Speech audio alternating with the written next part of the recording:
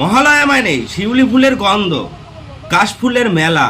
মহালয়া মানেই দুর্গা ঠাকুরের আগমন। মহালয়া মানেই বাঙালিদের আবেগ অনুভূতি। মহালয়া মানেই 1 বছরের অপেক্ষা।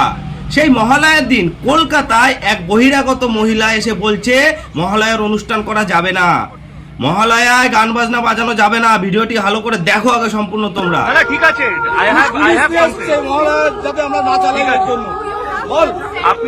আপনি বলছেন মহালয়াটাকে বন্ধ করে দিতে হবে, তাই তো? তাহলে আওয়াজটাকে বন্ধ করতে হবে, মানে আওয়াজ কমিয়ে দিতে হবে। বাঙালির আবেগ, বাঙালির মহালয়া 60 বছর ধরে আমরা এটা চালাই। আমার রামগড়ের কোনো লোক এসে করে না, বাঙালির শুরু হয় উৎসব এখান থেকে। ওনারা এসে বলছেন কোথা থেকে, হিন্দিভাষী এসে বলছেন যে মহালয়া বন্ধ করে দিতে হবে, সাউন্ড কমিয়ে যাবে। কোন পশ্চিমবঙ্গে আছি আমরা? কোন পশ্চিমবঙ্গে আছি?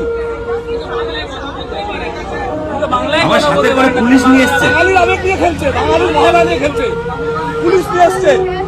ভিডিওটি এত পরিমাণ শেয়ার করে দাও, এত পরিমাণ শেয়ার করে দাও যাতে এই ধরনের কাজ আর কেউ না করতে পারে।